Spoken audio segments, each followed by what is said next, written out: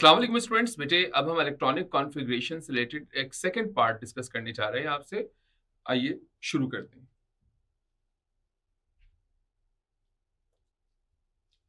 बेटे जब हम बात करते हैं इलेक्ट्रॉनिक कॉन्फ़िगरेशन की,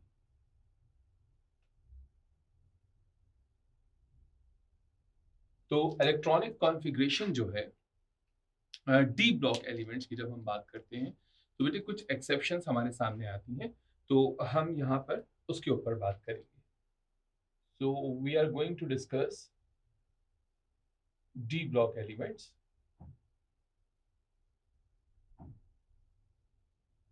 अच्छा देखो, अब डी ब्लॉक एलिमेंट में आपको सबका ख्याल रखने की जरूरत नहीं है, सिर्फ चंद एलिमेंट्स हैं, जैसे स्कैंडियम से लेके जिंक तक। अब स्कैंडियम है, इसका एटॉमिक नंबर होता है 21, राइट। देखिए इसका मतलब यहाँ 11 इलेक्ट्रॉन्स हैं। इलेक्ट्रॉनिक कॉन्फ़िगरेशन कैसे करेंगे?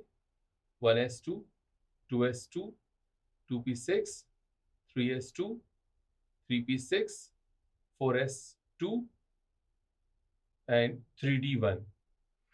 अच्छा, अब आपने इलेक्ट्रॉनिक कॉन्फ़िगरेशन कर ली। इलेक्ट्रॉनिक कॉन्फ़िगरेशन करने के बाद बेटे अब आपने यहाँ पे ब्लॉक लिखना है। तो यहाँ पे ब्लॉक क्या हो जाएगा? Block is D.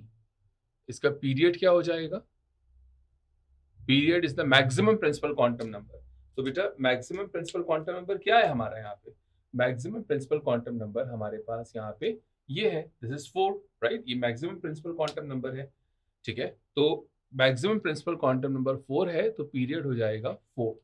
इसी तरह से अगर मैं ग्रुप की बात करूं, तो बेटे मैंने खास तौर पर ताकीद की थी आप लोगों को कि ग्रुप के मुतालिक आपको याद होना चाहिए, जो तरीक़ाकार मैंने आपको बताया था उसको एज इट इज याद कीजिएगा। तो 4s2 3d1, इन दोनों को काउंट करेंगे। डी में एस और डी दोनों काउंट होते हैं, तो 2 और 1 3 3b, राइट। अब ये सारी बातें हम आपको शुरू में बता चुके हैं।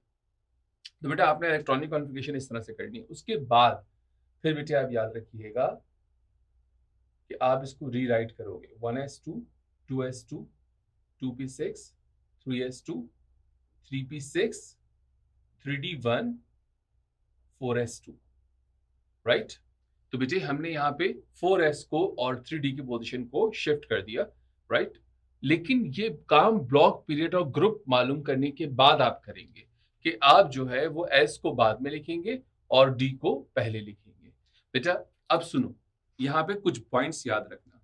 देखो पहला पॉइंट ये है कि ऐसा क्यों करते हैं, क्योंकि हमारे पास जो 3d के इलेक्ट्रॉन्स होते हैं वो 4s के इलेक्ट्रॉन को रिपेल करते हैं, और इस रिपल्जन की वजह से 4s की एनर्जी बढ़ जाती है, इंक्रीज हो जाती है। दैट्स व्हाई हम 4s को बाद में और 3d को पहले लिखते हैं, क्योंकि ऑफ प्रिंसिपल ये कहता है कि जिसकी एनर्जी कम हो उसे पहले लिखो और जिसकी ज्यादा हो उसे बाद में लिखो। तो राइट। अच्छा, अब ये तो बात हो गई कि भाई हम बाद में क्यों लिख रहे हैं 4s को और 3d को पहले क्यों लिख रहे हैं, ठीक है। रीराइट क्यों कर रहे हैं, उसकी वजह क्या है? Because the electrons of 3d repels the electrons of 4s, hence the energy of 4s increases, that's why we write after 3d। अच्छा बेटा यहाँ पे एक और बात नोट करने के लायक है, और वो ये है कि जो 4s है, याद रखना कि 4s में इलेक्ट्रॉन पहले आते हैं, यानी 4s पहले भरता है इलेक्ट्रॉन से, और खाली भी पहले होता है। It fills first and empties first, ठीक है। अच्छा भाई अब याद रखो एक और बात। वैसे ये तो डी ब्लॉक की हो गई ना। अब इसी तरह से स्कैंडियम, इसी की तर्ज के ऊपर आप रखेंगे। टाइटेनियम की करेंगे जिसका एटॉमिक नंबर 22 है। वेनाडियम, ठीक है, जिसका एटॉमिक नंबर 23 है। Manganese, iron, cobalt, nickel, zinc, ये सब इसी तरीके से होंगे। इन सब में आपने इसी तरह से काम करना है कि इलेक्ट्रॉनिक कॉन्फ़िगरेशन लिखी, वही जो मैंने आपको तरीका बताया था, school school public school public school के तरीके से, और फिर इलेक्ट्रॉनिक कॉन्फ़िगरेशन लिखने के बाद ब्लॉक पीरियड ग्रुप मालूम किया और एक रीराइट कर दिया। मुझे अब यहाँ पे कुछ एक्सेप्शंस हैं, और वो एक्सेप्शंस क्या है कि पहली एक्सेप्शन तो बेटे हमारे पास यहाँ पर ये हो गई कि जो D10 होगा, D10 का मतलब कि D कंप्लीटली फिल्ड है, और D5 का मतलब होता है कि D हाफ फिल्ड है, ठीक है। इन दोनों सूरतों में D स्टेबल होता है। हाँ, इक्वली स्टेबल नहीं होगा। D10 ज्यादा स्टेबल होगा एज कंपेयर टू D5, बहरहाल दोनों स्टेबल होंगे। लेकिन बेटे हमारे पास D1, D2, D3, D4, D6, D7, D8, D9 ये के सारे इनकम्प्लीट होते हैं और बेटे इनकम्प्लीट होने की वजह से ये अनस्टेबल होते हैं। अच्छा, अभी चूंकि अनस्टेबल हैं तो लिहाजा इनकी कोशिश होगी कि ये स्टेबल हो जाए, लेकिन इस कोशिश में सिर्फ दो ही कामयाब हो पाते हैं, एक D4 और एक D9, राइट। ये कैसे कामयाब हो पाते हैं ये अब हम सीखने जा रहे हैं। देखिए बेटे आपको यहां पर सबसे पहले हम डिस्कस कर रहे हैं क्रोमियम को। मैंने यहाँ पे क्रोमियम नहीं लिखा। क्रोमियम का एटॉमिक नंबर होता है 24, electronic configuration 1s2, 2s2, 2p6, 3s2, 3p6, 4s2 and 3d4।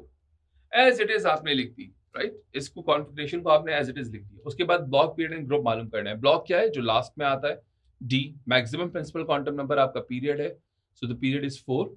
और बेटे D4 और S2, जो D के केस में हमने बताया था आपको S को शामिल करना है, तो 4 + 2 6b ये हमने लिख दिया। अब हम इसको रीराइट करेंगे।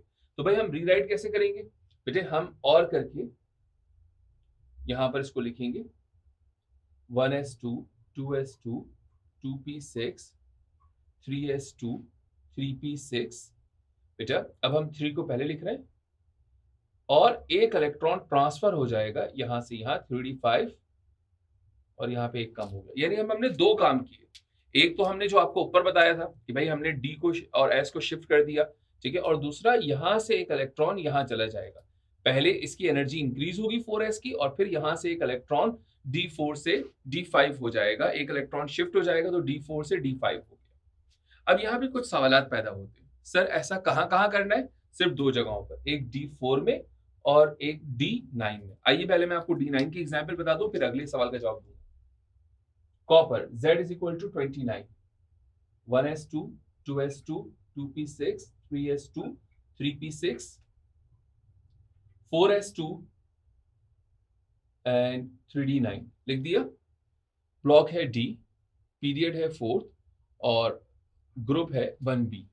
बेटा अब इसको शफल करके और करके लिखेंगे 1s2, 2s2, 2p6, 3s2, 3p6, 3d10, 4s1।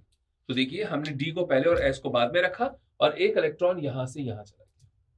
अब यहाँ पे जो दूसरा सवाल बच्चे हमसे ये पूछते हैं वो ये पूछते हैं कि सर जी ये बताइए कि क्या हम D4 और D9 के अलावा किसी को कर सकते हैं? जवाब है जी नहीं। फिर बच्चे एक और सवाल यहाँ पर पूछते हैं, सर अगर फॉर एग्जाम्पल कहीं मेरे पास इस तरह से लिखा हुआ आ जाए S2 और P2, तो क्या मैं इसको यूं लिख सकता हूं S1 और P3? तो जवाब है जी नहीं। इसी तरह से बच्चे हमसे पूछते हैं कि सर अगर हमारे पास ऐसा आ जाए S2 P5, तो क्या मैं इसको यूं लिख सकता हूं S2 S1 और P6? तो जवाब है जी नहीं। यानी कि S और P में इलेक्ट्रॉन ट्रांसफर नहीं होता, ठीक है बेटे। हाँ, S और D में इलेक्ट्रॉन ट्रांसफर हो जाता है। अब सवाल ये पैदा हुआ कि ऐसा क्यों होता है, वाई? तो बेटे याद रखना, it is because of small energy gap, small energy gap between S and D। And generally आपके केस में अगर मैं बात करूं तो बेटे ये energy gap between 3D and 4S, 3D और 4S में स्मॉल एनर्जी डिफरेंस होता है और इस स्मॉल एनर्जी डिफरेंस की वजह से हमारे पास जो है इलेक्ट्रॉन ट्रांसफर हो जाते हैं from 4S to 3D, 4S से 3D में इलेक्ट्रॉन ट्रांसफर हो जाते हैं। बेटा एक और बात याद रखिएगा कि हमारे पास जो ये कंडीशन है कि जिसमें हम आपको बता रहे हैं कि हमारे पास जो इलेक्ट्रॉन है वो ट्रांसफर हो रहा है इन केस ऑफ D4 और इन केस ऑफ D9, तो याद रखिएगा कि बेटे उसकी वजह यही है कि D5 और D10 यानी हाफ फिल्ड और कंप्लीटली फिल्ड एडिशनली स्टेबल हो जाते हैं। तो यहाँ पे तीन बातें बच्चे अक्सर हमसे पूछते हैं, जल्दी से रिकॉल कर रहा हूँ, 1 मिनट के अंदर अंदर सो सुन लीजिए। क्या हम D के अलावा किसी और जगह पर ये शफलिंग ऑफ इलेक्ट्रॉन कर सकते हैं, इलेक्ट्रॉन को शिफ्ट कर सकते हैं? आंसर है नहीं। क्या हम D4 और D9 के अलावा किसी और D के साथ ये काम कर सकते हैं? जवाब है जी नहीं, राइट? और बेटे D5 और D10 यानी हाफ फिल्ड और कंप्लीटली फिल्ड होने से क्या एडवांटेज मिलता है? Atoms get additional stability. Atom जो है वो एडिशनली स्टेबल हो जाते हैं, इसलिए हम ये काम कर रहे होते हैं। तो आई होप कि यहाँ तक की बात आपको समझ में आ गई होगी। बेटे ये हमारे पास कुछ एक्सेप्शंस थी, इनकी प्रैक्टिस लाज़मी कीजिएगा और इसके लिए जैसे क्रोमियम और कॉपर है, तो मैं एक होमवर्क आपको दे रहा हूँ। बेटे molybdenum Z is equal to 42 इसकी कॉन्फ़िगरेशन करेंगे, फिर ब्लॉक पीरियड ग्रुप मालूम करेंगे और फिर रीराइट करेंगे। इसी तरह से सिल्वर यानी अर्जेंटम और इसका Z होता है बेटे 47, राइट? जितने मैंने बोर्ड पर लिखे हैं बस उतनी इलेक्ट्रॉनिक कॉन्फ़िगरेशन आपके लिए करना काफ़ी है बेटे, इसके अलावा आपको करने की ज़रूरत नहीं है। ये बात यहीं पर ख़त्म हुई। बेटे एक और पार्ट इलेक्ट्रॉनिक कॉन्फ़िगरेशन का हम इसके बाद डिस्कस करेंगे, तब तक के लिए मुझे इजाज़त दीजिए। अल्लाह हाफ़िज़।